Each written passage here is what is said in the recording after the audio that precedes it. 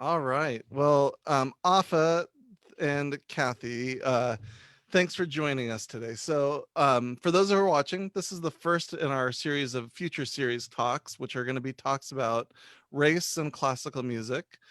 Today, I'm joined by Afa Dworkin. Um, Afa is this amazing person. She's the artistic director and I want to make sure I get all the titles right. Artistic director and CEO, is that correct, of the Sphinx organization? President, yeah. President, thank you. And other amazing things. Recipient of the Kennedy Center's Human Spirit Award, one of Musical America's top 30 influencers in the nation, and in Detroit Crane's 40 Under 40, a prominent violinist, faculty member at University of Michigan, and just an all-out pretty outstanding person who does a lot of amazing work. So Afa, first, thank you for speaking with us and for your time. I'm really happy to have you here. My first question, to sort of just get us started, is could you talk a little bit about the Sphinx organization, how it was started, what your mission is, and why you felt it was important to be a part of this organization when it first started? Sure. Well, it's great to be here with you. First of all, thanks for having me. Um, about Sphinx. So it was founded in 1997, and it was inspired by the experiences of its founder, Aaron Dworkin, who at the time, as an undergraduate student here at the University of Michigan, and also himself a biracial violinist, classically trained, uh, was always sort of struck by the experience of being either the only person of color on stage as part of an orchestra or a small ensemble, as part of the audience, or really in any musical setting. It is an experience that kind of stayed with him all through his youth and adolescence and then into his college experience. And I think when he was a student here at U of M, he wanted to do something about it. And it arose from this realization of not only the thought that there were other musicians of color who were classically trained and accomplished and poised to perform and share their talents, but also there had to have been a reason why there was such a stark, even anecdotally speaking or experientially speaking, such an underrepresentation of people of color in classical music. So everything was launched at the time with the idea of starting it with the Sphinx competition for young Black and Latino string musicians, with the really purpose of identifying and nurturing and empowering the top, most accomplished, most talented young people of color who are studying classical music and might be on their way to college placement and also careers. At the time that it was started, it became pretty immediately apparent that the competition itself was just a start. And we were on the precipice of recognizing that this would become not just a program, not just a festival, not one kind of element, one kind of meeting, but really a start to what was to become really a movement of diversifying classical music, changing its face, augmenting really its meaning and its import to the community, and building a whole family of not only musicians of color, but also a family of advocates and supporters and allies, importantly, who would continue to help us do this work. Yeah, thank you. That's um so let's talk a little bit about representation in orchestras, because I think this is a really, I think it's a big question. I know I was looking at some data from 2016, Mhm. and that was done by I think it was done by the American Symphony Orchestra League, and it was sort of breaking down orchestra, not only orchestra but board members and conductors, and clearly like there's the representation ratio is pretty in 2016. I would imagine it hasn't changed dramatically in the last 4 years, was still pretty out of proportion. But at the same time, I know there's this question that sometimes gets raised, which is, isn't don't we just we do these behind the curtain auditions, and the best person is going to win the job? So at the end of the day, shouldn't music just be a place where the best person is going to get the job? And it seems like that reality isn't necessarily coming true. I wonder if you could speak a little bit to that idea of, is there a flaw in the audition process? Is there a flaw that goes back before that? How do we start to dismantle this, I guess, is my real question. Sure, it's a complicated question for sure. First, just to acknowledge that conceptually speaking, meritocracy and the aspiration that blind auditions would instill um, really a mechanism that would allow us to exercise objectivity and therefore allow the most prepared and the most talented and the most poised musician, without regard to their cultural background, to rise to the top. I can acknowledge and understand the thought behind it and sort of maybe even um, maybe an aspirational nature to it. However, the manifestation, the practical manifestation of this is quite different in that um, the idea that meritocracy would allow for the most prepared person, most deserving person to rise to the top would only be possible if we had a system where a truly blind audition was followed, and then also if all prerequisites, so to speak, much like in an academic institution, would be equalized. What we know, in fact, is that the vast majority, almost with very few exceptions, the vast majority of orchestras do not have truly blind auditions, right? Mm, The first element in all of that is screening and determining the worthy candidates who'd be invited. So as we've done that, we've certainly taken a look at one's resume and their name, etc.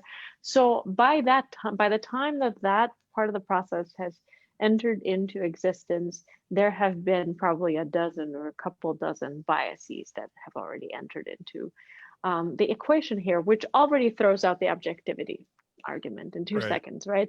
The other piece is that we could be looking at equity in context with meritocracy. The reason that we can and why that argument is so weak and falls apart so early is because in order to have done that, we would have wanted to create an ecosystem and a pretext to all of this, where every young person, without regard to their zip code, skin tone, cultural background, ethnicity, and social standing, would have this very same exact access to fine instruments and consistent training and really foundational training with music theory and ear training, etc. We know that that is also not the case. So because of that, by the time we begin to make the argument for blind auditions and meritocracy, we know the argument has already fallen apart.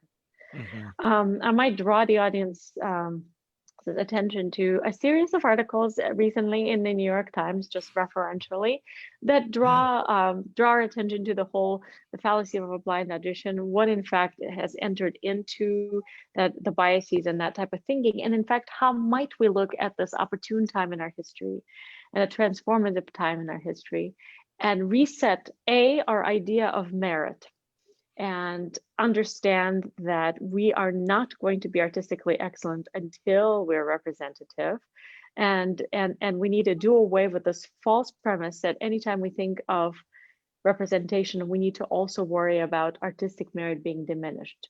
I think the minute we regroup on that, it'll be better for everybody. And then the other piece is that ultimately I can sum it up in this: truly blind auditions are but one step in really assessing Yeah. one's readiness to become a member of a 21st century American orchestra. I think there's so much more, and all of that, the so much more, should truly be assessed by people who are qualified to assess it in order to really kind of begin to build a different ecology in our orchestras. Yeah. I like that idea. I think it's really important to highlight that, um it, I don't know. I always feel like the audition is just a moment in time, right? Like Mhm. I know the New York Times article you were referencing. In fact, I will post a link to it later on in the comments so those who are watching or later can come back and read it, because there were some interesting ideas. And I thought, I think it was Leon Botstein had the idea of, picking 4 or 5 finalists and putting them in the orchestra for a month and seeing what they're like, is like at least an attempt to sort of say, you know, we're not going to base it on this one moment in time behind the curtain. We're going to see all these other things at play. I don't know that that necessarily dismantles a whole system, but I think it's just one way of acknowledging that it can't be in just this one moment. Um, taking a few steps back from that, because you're right. I think at the end of the day, the orchestral audition is the ending point. It's not the beginning point, right? For all of this, because you're absolutely right. We talk about access to instruments, access to music, access to lessons, and there's already a disequilibrium there, or a sorry, a disenfranchisement, if you will, almost.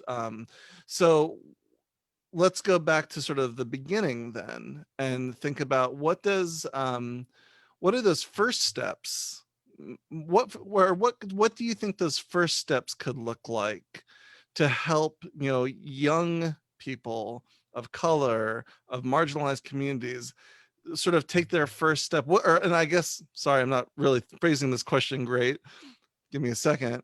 What can we as educational institutions be doing to help in those first steps, and especially as trainers of future music educators who are going to be in the K through 12 system, but also as part of our community? I know there's a lot of questions wrapped into that question, so if there's any part of that thread you'd like to pull, I welcome you to it.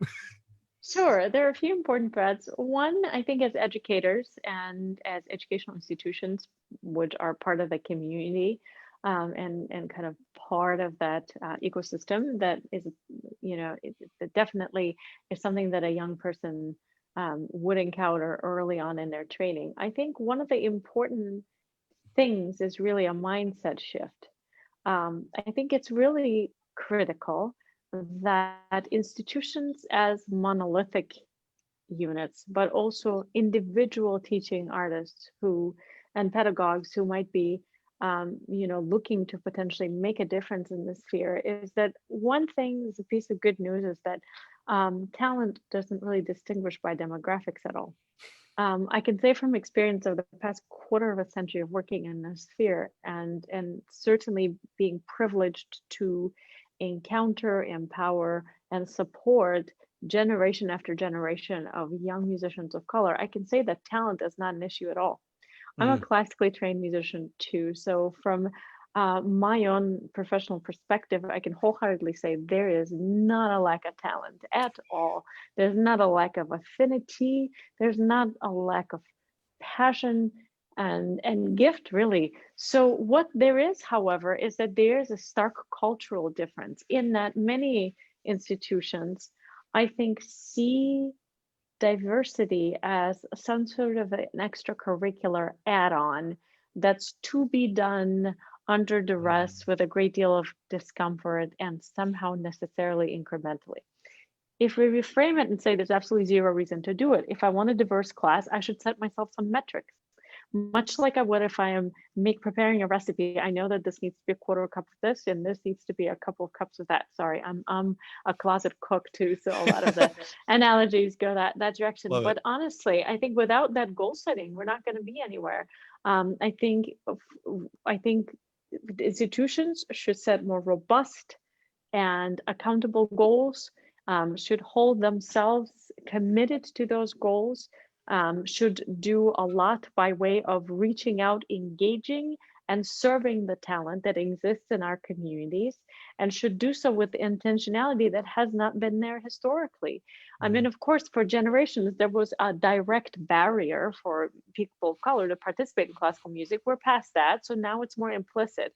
So we need to move past that implicit piece. And in order for us to have a larger class for which to recruit by the time we're in college, we should have a quadruple large class for us to have in our youth programs, so that by the time young people make decisions about where they're going to go to college, if they're going to go to college, and make decisions that may move them away from music, we have a robust pool there that we can serve. I mean, otherwise, I think we're doing ourselves a great deal of disservice by not early on, by not focusing in that area. And that means actively recruiting where we otherwise wouldn't, actively bringing us to a point where things might feel a little unusual and uncomfortable, and it's not just status quo, sending a few notes and using our own networks. We have to step outside of our networks in Mhm. order to recruit the students that don't naturally come to us. They don't come to us because their parents, their families may not feel so welcome.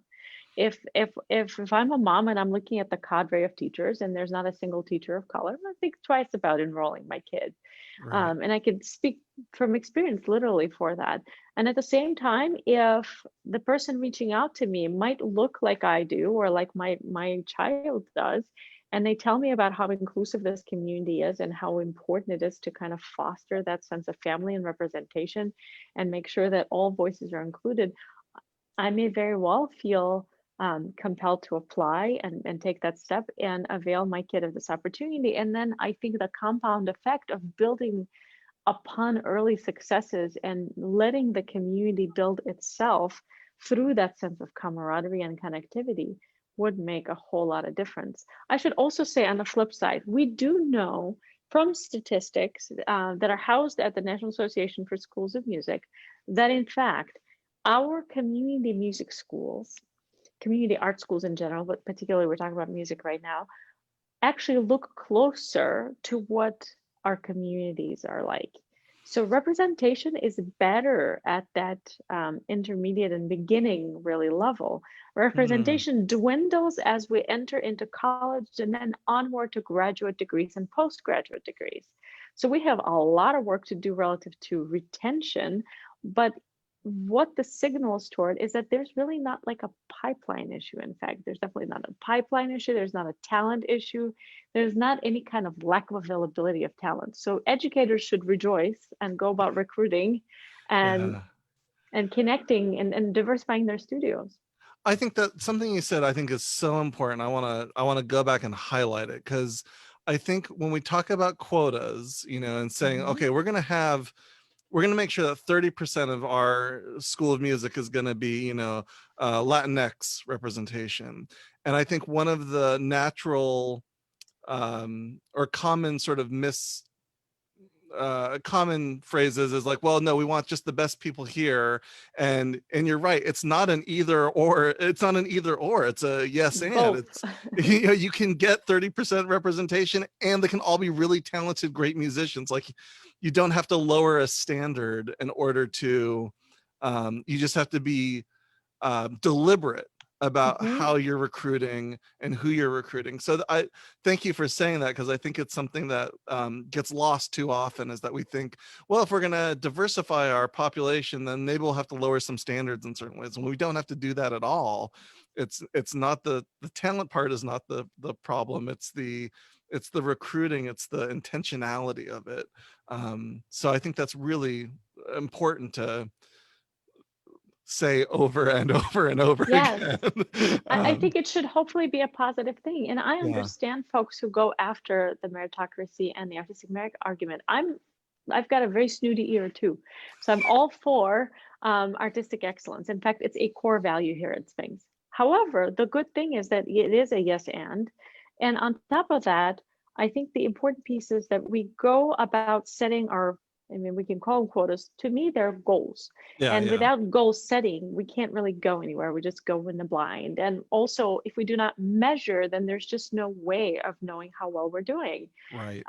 So I think something that might be helpful for folks to know who might be contemplating some sort of change and or on the other side of playing devil's advocate, I think a helpful thing to know is that actually it's two pieces of information. At Sphinx, amongst many of our programs, we hold summer intensives, boot camps really for string musicians, Black and brown musicians, whom we develop in order to help them prepare for college careers.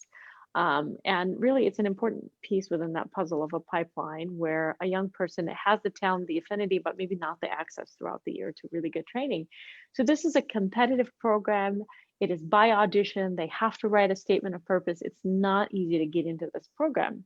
We call it the Sphinx Performance Academy. It's held on campuses of Curtis Institute, Juilliard School, and the Cleveland Institute of Music. So premier conservatories, right? So this is not, it's not really any sort of a tokenism element. Yeah. I will say that every summer, nearly 90 young students who are competitively selected, knowing that we only serve maybe 30% of the entire applicant pool, are selected ages 11 through 17 to study at that pre-college level throughout the summer and get this preparatory experience. So if we look at that and say if 90 students every summer are participating in this, and if schools and conservatories are struggling with recruitment, struggle no longer, write us a note, we can make that connection. And that's just Sphinx directly. And then there's Yeah. other deserving institutions who obviously recruit and have, students of color of their own who are studying. So in other words, there's plenty of talent here. The other piece that might be helpful to know at a professional level, we have three different performing and touring ensembles. And one is the Sphinx Symphony Orchestra, which is a full orchestra comprising professional Black and Latinx musicians who come and perform once a year in conjunction with the Sphinx competition or flagship program.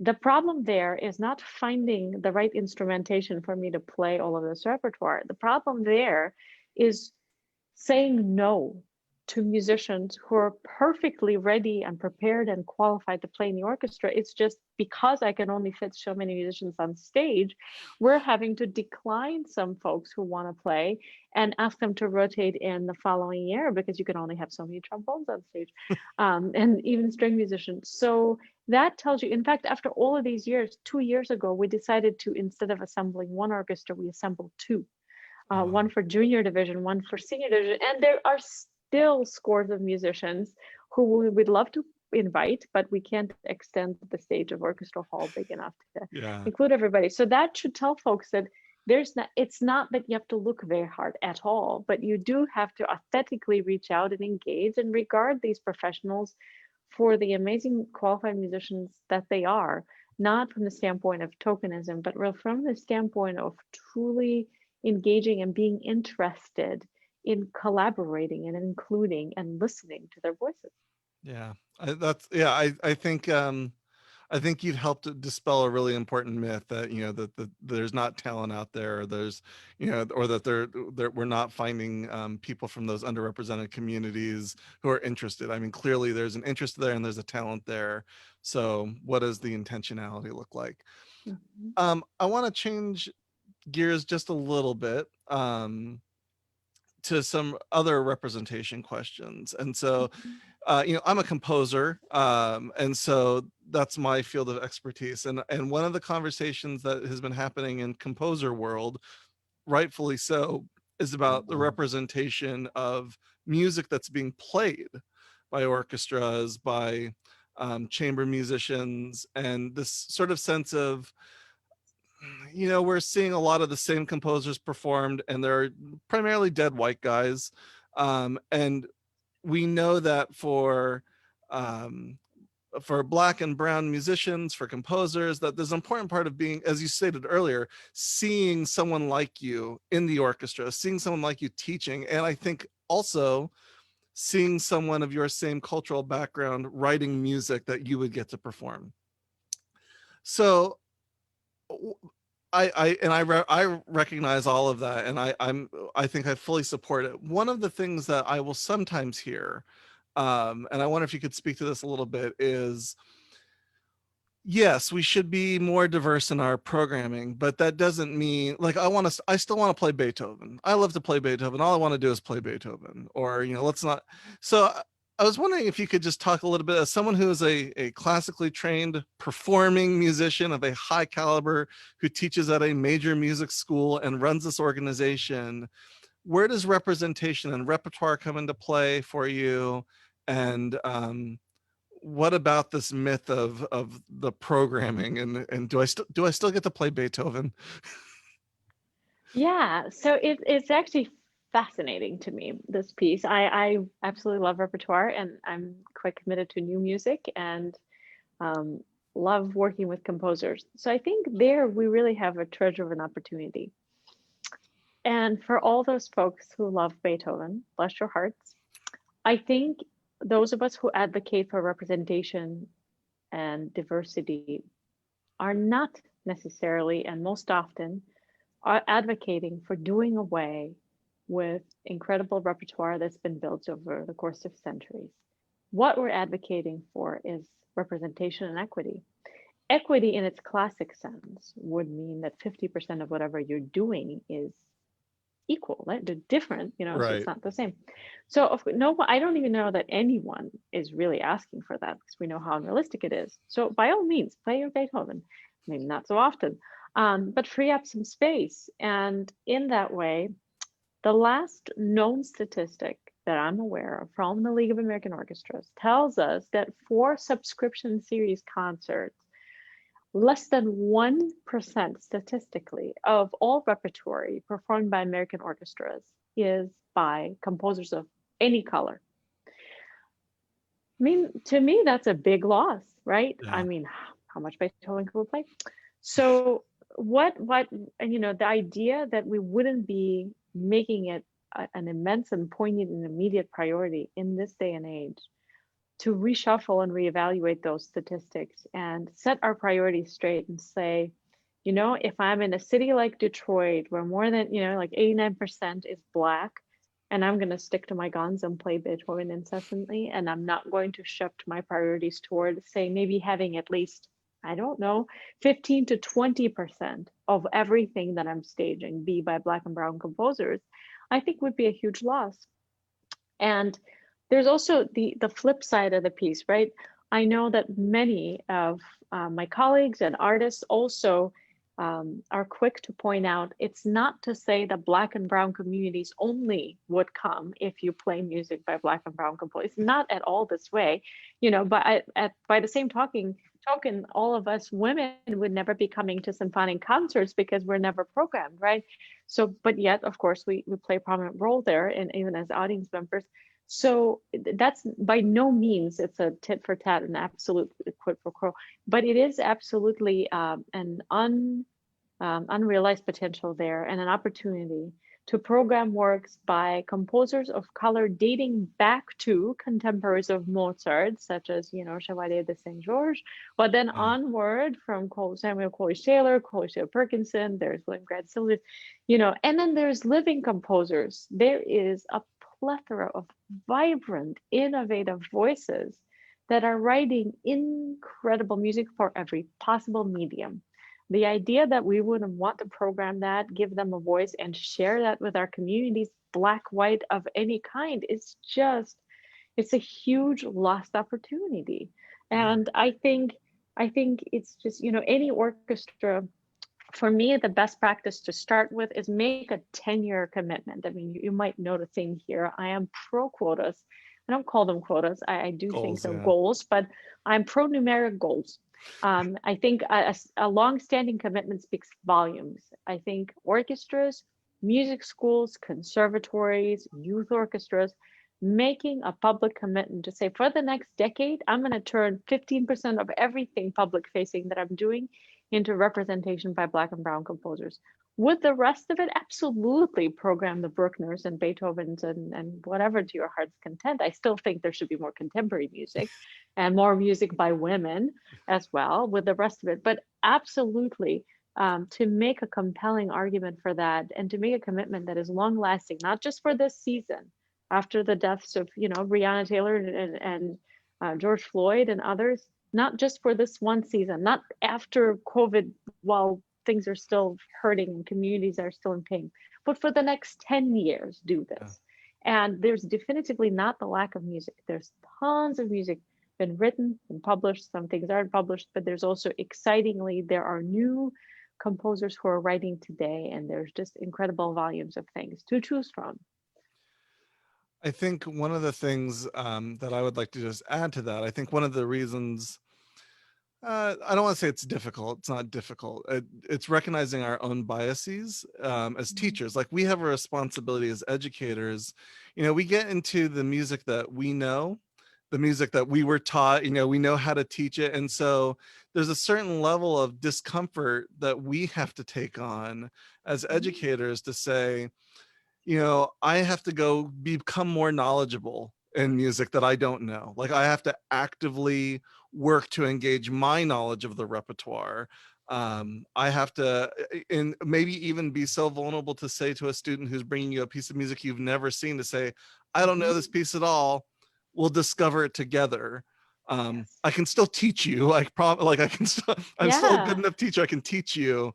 Um, but to be honest and just say, I don't know this work at all. I don't know. I've never heard of this composer. And so there's a little bit of I'm a little over the top perhaps when I say like we have to as educators sometimes lean in to our own incompetence, and just say like I'm not familiar with this, and so I've got a responsibility now to educate myself, and I also think additionally we have a responsibility to pass on to our students to say, hey, I want you to go out and discover some new music and bring it. You're gonna pick part of your program, and I know there are teachers who do that, so obviously I'm painting a very broad brush here, but thinking about how to have our students be proactive in this, because I think the other thing it says that I think about is, yes, I have a responsibility, but I also have a responsibility to ingrain that responsibility into the next generation of musicians so that they feel that shared responsibility.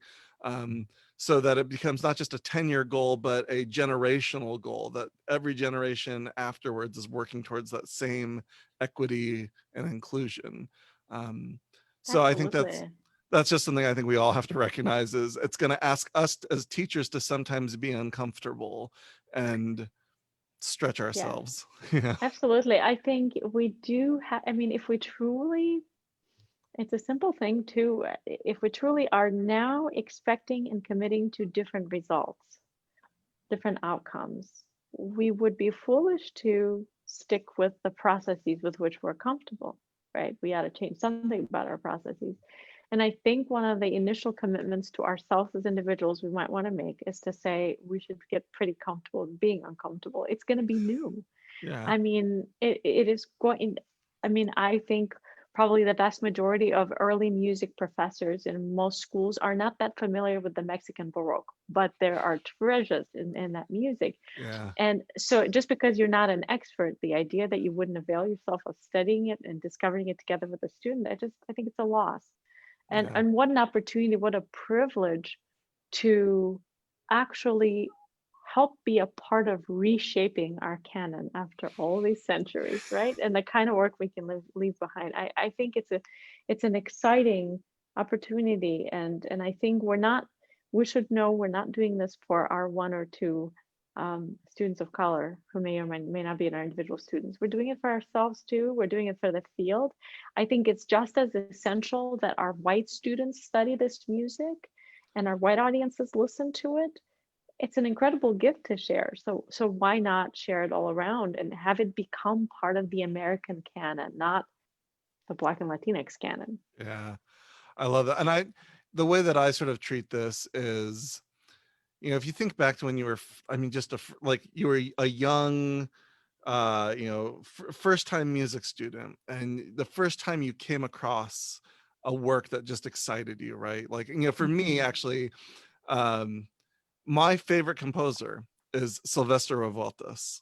And it was actually in college when I got to play his homenaje Frederica Garcia Lorca, and it was so exciting for me, like to just hear this music with fresh ears. Like I had never heard anything like it, and I wasn't that familiar with Stravinsky because I wasn't a great music student at the beginning, but I just didn't know that music, and I got to listen to it with fresh ears and discover that music. And so I think there's something exciting as educators to like listen to music with fresh ears and discover new stuff. I mean, that's so exciting for me as an educator, and it's just as a professional musician. I mean, isn't it fun to like hear new music?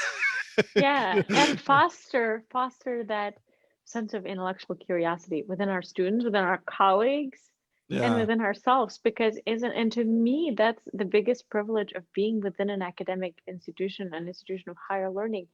If that's not what we're fostering, if that's not what we're developing within our musicians, our students, our colleagues, then I don't know what we are doing precisely. I mean, just I have harshly called some of my colleagues who might I argue with me.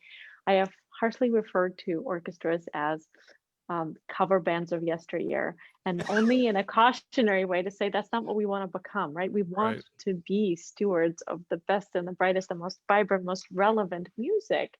And Yeah. it's one thing if it didn't exist, and if there weren't composers, if we didn't have treasure after treasure already written for orchestras and individual instruments, then I would say, okay, it was a tough thing. We need to develop this repertoire. We don't Yeah. need to do much of anything. And also, there's nothing to discover. You don't discover something that's been there the whole time. You just turn to it and engage it and study it and learn from it. And every time there's an opportunity to commission a new work, think about, when was the last time you commissioned a work by a composer of color? Yeah. Take I that love. opportunity.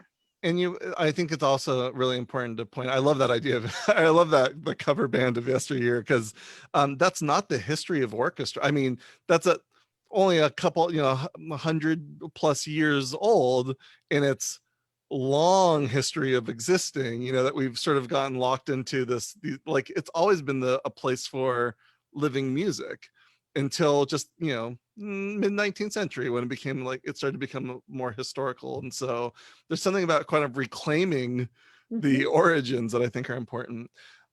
There's a comment that came through, and I wanted to read it to you and get your thoughts on this.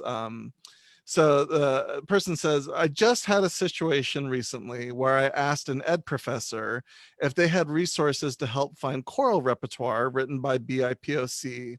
And I was told, well, that's your job. How do I respectfully hold my professor accountable to taking on their share of responsibility and stretch themselves? Fair question. I can certainly see how that could be a challenge. My one suggestion might be, what if um, there's a diverse composers database, a wonderful resource that exists out there. So I might cheat a little and suggest you might go to it and discover some music. There are also incredible icons in our field who might be a fantastic resource, such as the founding director of the Exigence Ensemble, the choral ensemble, Yeah. Eugene Rodgers, who might help you uncover quite a bit of wonderful repertoire. So my idea is collate and assemble some of these examples of wonderful gems, and then bring it to your professor and say, I took your challenge, I accepted it, I had done some research, and I've discovered this incredible stuff. Now, my challenge back to you is that we perform and study it. What can I do to be helpful? So that way it is both you doing the work and pulling the weight and in fact accepting this academic challenge, but also helping to implicitly hold the professor accountable too. Yeah, I think that's a good idea. I mean, it's hard because obviously we're asking, you know, yeah, it would be nice if we were all just in a place where, every educator would say, like, of course, like, yeah, let me find some stuff for you. And I understand that idea of, like, well, as a future teacher or as a future musician, you're going to have some responsibilities in finding repertoire. So I'm going to make this an assignment for you as well. Um, but I like that idea. So do some of that work and then come back and say, now it's your turn to do some of that work. You match this, and we'll see where we can get. Absolutely. I wonder if we could pivot a little bit again. You had mentioned a while ago the pipeline. The NASM data it's actually very fascinating to me. Um, this idea of, we see the drop off happening in colleges. So there's clearly this disconnect that happens. And part of this, I wonder, is what's the disconnect between just in general getting people into the field of music, and seeing worth in what we do as musicians, versus, and also, the drop off in getting underrepresented communities into college music conservatories. So I'm wondering if you could go back a little bit more and talk a little bit about, can you identify some of the obstacles that we as music schools put in place that become obstacles for underrepresented students to become, are there things that you can think of specifically that we're saying, man, we're screwing this up, and we if we remove this obstacle, it could actually make it easier to recruit that pipeline in. Sure. There's probably a variety of elements that I would be leaving out, but but the ones that definitely stand out as basic elements to consider would be how we recruit, how we invite, how we include, often isn't focused on underrepresented communities. And unless someone comes to us, we do very little to recruit ourselves. So if a particular university or unnamed conservatory generally has a very low representation of Black and Latinx, I don't know what specifically they're doing to recruit from just recruit beyond those who might show up and otherwise audition. In other words, some of those things might include things like reaching out to every preparatory division everywhere and finding out what diversity is like. And in fact, since we know that both in STEM-based programs, STEM-inspired programs across the country, as well as national members of National Guild for Schools of Arts Education, the diversity is much better there. I think recruiting from those institutions would make a lot of sense, literally calling and learning what students might be ready and considering, and how to in fact establish that connectivity within the pipeline. The other piece is what kinds of financial packages are being offered and how much resources are taken into account, and the need for someone's ability to come in and study there. I think that's definitely a consideration. So having earmarked scholarships that really take that into account is an important piece. I think the two elements that are often overlooked is that our faculty are often monochromatic, and there's not much of any representation. I think until such time that there are some faculty and staff, importantly, people whose job it is to focus on fostering an inclusive climate.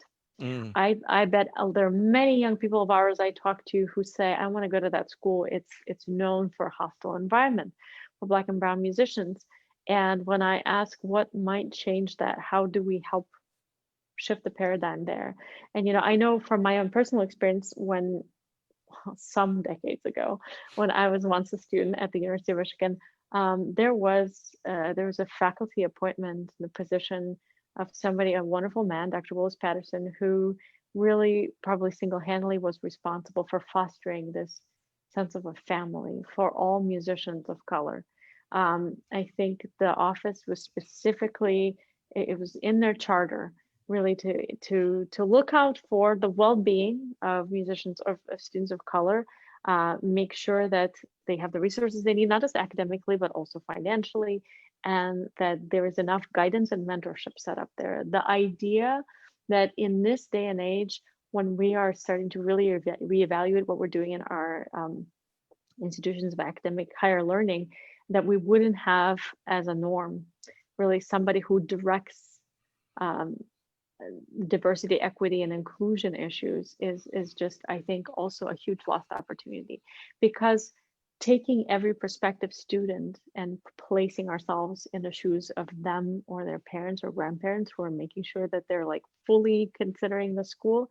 I mean, the opportunity for them to talk to somebody whose job it is to make sure they feel welcome, I think is priceless. Even if your faculty roster is not very diverse, I think if it is about that sense of family building, of excellence, of belonging within that concept of excellence, I think those are some of the easier steps that can be taken mm, to make our environments feel more authentic, more inclusive, and more really aligned with the needs of our students of color, which are different. I mean, yeah. they're different needs. When you have been both explicitly and implicitly excluded decade after decade, and when all that you know is that, then your needs entering into an institution of higher learning are different than, say, somebody else who's been incredibly privileged and who hasn't had to really work to establish a sense of belonging. So as such, I think there are these things that we can do to really shift the paradigm. Yeah, I think um a colleague of mine who she's an associate vice president in the university, and she and I talk a lot about this, and she's a Black woman who's had a long history on our campus. And our university, we're in the middle of Kansas, has in the last few years been more deliberate about reaching out to Texas and Houston. And she said, you're going to see, reaching out to Houston, our population is going to change dramatically on our campus, which is great. But are we prepared for them when they get here? So Yes. it's not just about getting the diversity part, it's the inclusion and the equity part that, once they get them, um, how do we actually keep our students of color safe and protected in this environment? Which I actually think, leads me yeah, to go sort of ahead. my next question, that I think is really, to me, I think it's maybe the most important question for me to ask. So if I were to survey my whole faculty and ask them, are you racist? They're all going to answer no, and Of course. yeah, and I, but I think there are things that we all do, and especially those of us who are white, that we do that are just, I mean, they're inherently racist. They're built on systems of racism, and they can make it our campus not a safe place. And something I worry about a lot in a school of music. What are the little things that we do that send a message to our students of color that that you're not really welcome here, or that this is you are a different type of student than our other students? And so I'm not asking you to out University of Michigan or anywhere that you've worked, but in your history and background, are there things that you see good natured, good spirited people doing that actually work against this cause, or that are hurtful in ways that we're not even thinking about?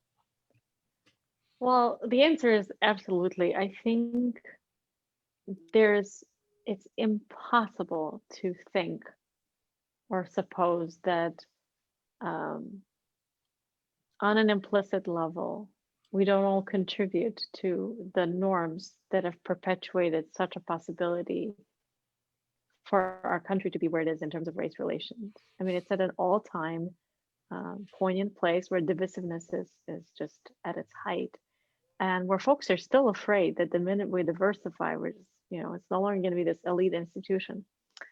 So, and of course, it manifests elsewhere in a society, and I think that's a shame, but also a time of opportunity, because I think the arts and music in particular can bring us together.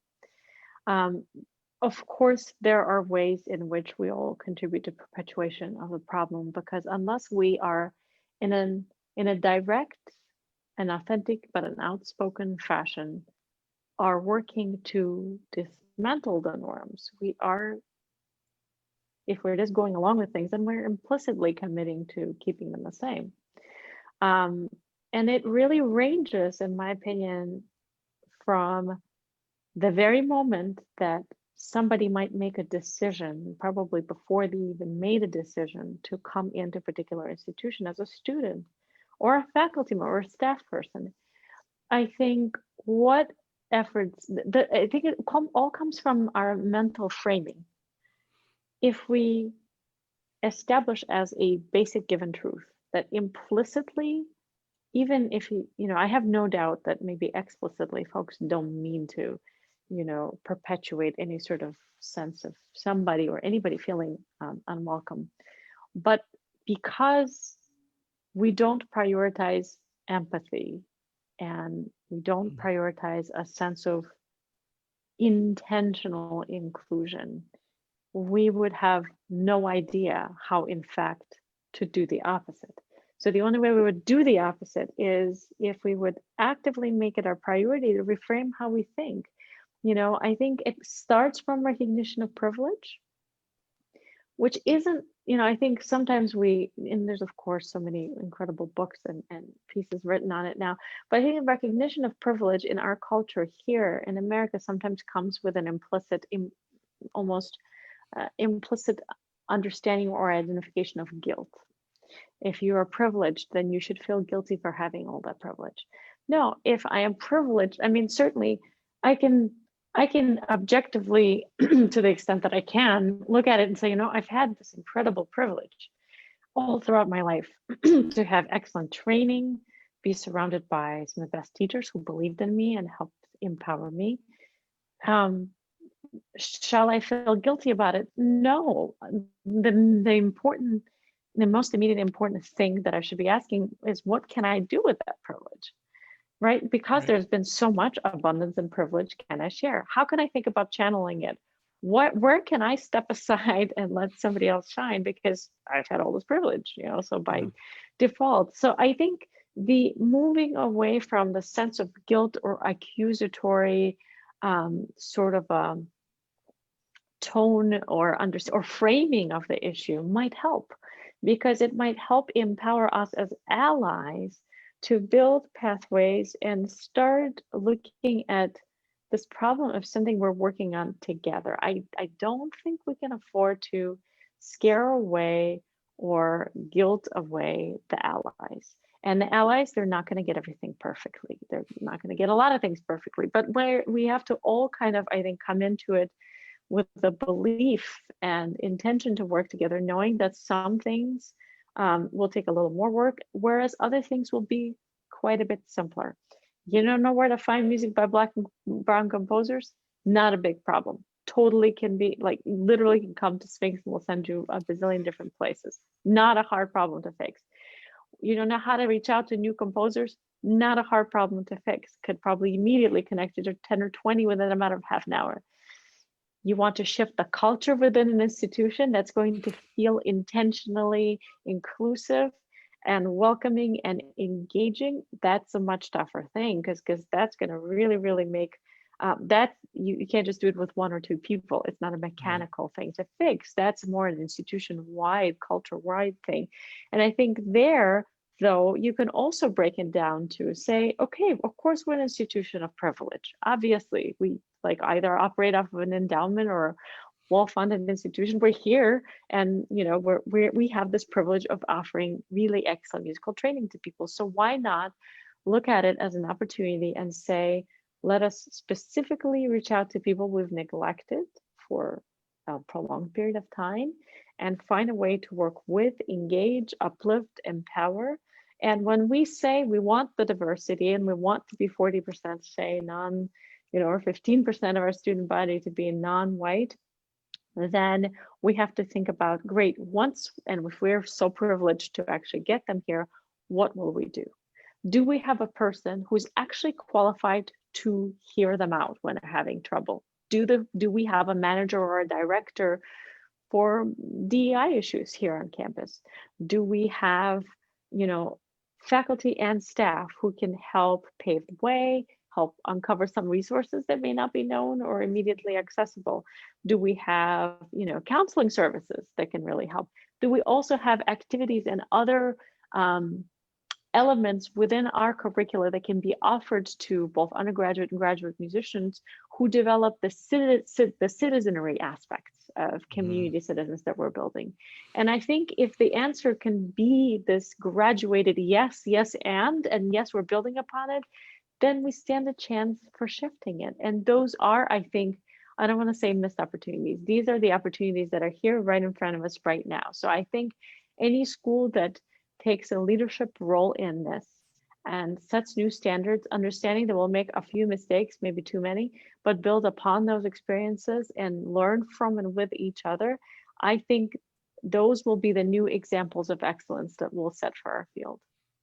Yeah, I think that's really important. And I think a couple of things that came to mind that I wanted to add on to. One is, I think sometimes we hear the word privilege and it becomes this, people who are perhaps sensitive to it read it as easy. Oh, my life was easier. And it's not that. It's speaking of advantages. There's advantages we had. It's not necessarily that we didn't have to work hard or practice or do any of those things. It's just that we have to just naturally understand that, as someone who comes from a privileged background, there are advantages that I had that someone without those same privileges don't have. So I think we have to get over that, that part of it, and recognize that we've had challenges. They're just different, and it wasn't necessarily easy.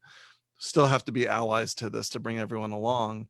I think the other thing too that I would just sort of echo, and this goes a thread that has come up in a couple of different ways, is that I also feel like there's for music students and potential music students, so much prestige is placed on sort of those big conservatories, Curtis, Juilliard, Manhattan, all great music schools. Don't get me wrong. I think they're wonderful places of music. But what I've noticed, what I'm so proud of, is that there are so many schools of music out there that are actually quite good, that can offer that. You can get a Curtis level education, and a school that you may never have heard of. I mean, and I think it's really important for. I was having a conversation with somebody once that was kind of intriguing to me, of a change that looks at our universities as being focused solely on the community right around us, and and how do we impact that immediate community, how do we recruit, and if every university became a place where it just tried to reach into its own community, and impact that community, what that could look like. And so one thing I've been thinking about is, you know not that we need to compete with those schools, but that we can offer, for those, I think there are going to be people who are watching from other music schools, um, to know that we have a part in this, a big part, and we can play a huge role in all of this. There's so many schools of music that students should have so many choices, and they can pick those places that really represent them and the things that are important to them. And then we have a responsibility as music schools to drive that culture so that we can be a place that is welcoming, affirming, diverse, all of those things. So there are a couple of more questions that popped up, and I just want to try to get to them in our last couple of minutes. And a couple of them have been sort of addressed. So, but I think one was, you know, um, white literature is a given for most vocal repertoire. Shouldn't our teachers have an obligation to do their part to find more diverse literature? And this person specifically saying at Wichita State, so I'll answer for you. The answer is yes. Yes, our faculty need to play a bigger role in this, 100%. And, we can't put all the onus on our students, and especially on our students of color, to do that work. So yes, and I'll just say, as the director of the School of Music, it is something that I try to speak to often with our faculty. Um, Certainly can always be done more and often. So I just want to get to that one. So I'll cover that one for you off. Then a question that just came in, and I think this will be the last question we have time for. Back to diverse literature, how do we, especially as primarily white ensemble makeups, go about performing and learning diverse literature in a respectful way without exploiting and appropriating other cultures in this literature? I think that's a really great question. I was wondering if you could speak to that. Yeah, I think it's a really great question too. I think it's sort of tied to my usual mantra of leading from every seat. While certainly from pedagogical standpoint and also the social standpoint, it falls upon our teachers, our leadership, in various institutions to do their job in leading the work of diversity and inclusion, but also for students and for ensembles. Leading, I think I would be less afraid of appropriation, but more concerned with discovery of good music and studying it. And if it is a particular piece of music or a genre or particular elements of studying it that feel like they require the expertise that isn't inherently there, then you find it. If it's a living composer, how amazing is that? There's always a possibility of engaging them and having them do even a Zoom session to listen to it and coach. I mean, in our experience, we have a habit, we focus heavily with all of our touring ensembles and musicians, we focus heavily on presenting new works and works by living composers. It is absolutely standard practice for me to always have the composer in a room at least one of the times that we're rehearsing, so that we fully get we hear from the visionary directly, and this is even an ensemble of all Black and Latinx musicians. So I think in this case, if it's a living composer, I do what you can to get a hold of them and get their input. But otherwise, I wouldn't worry so much about appropriation. Playing music by Black and Latinx composers is discovery, study, and understanding of music that's part of the American musical heritage. It is not appropriation. Yeah. Now, when we get to staging and things like that, and a particular, opera may call for, in a particular example, for a character that should be a person of color, I do absolutely believe if one doesn't exist and the opera is being staged, then you bring them in as a guest artist and you do the due diligence and do full justice to not appropriate there. But for the most part, I feel that good music um, by composers of any heritage should be studied and performed freely and with abundance and with diligence. Yeah. Yeah. Great. Um, that's our time. So, Ava, I want to thank you so much for this conversation. I found it helpful and insightful, and I will give a plug. So, Sphinx organization. Um, there's lots of opportunities for our students to compete and engage. For those of us who are educators, and especially of young students, pre-college, there's lots of opportunities there to engage. And if I'll say this for you, if it's an organization that you believe in, you can even donate to them and help support their cause. So lots of ways that you can be engaged with Sphinx and other organizations like them. Absolutely. And our website is fairly exhaustive. It focuses a lot on provision of resources. So there's a resources tab there for folks of any instrumental or vocal background might want to check that out.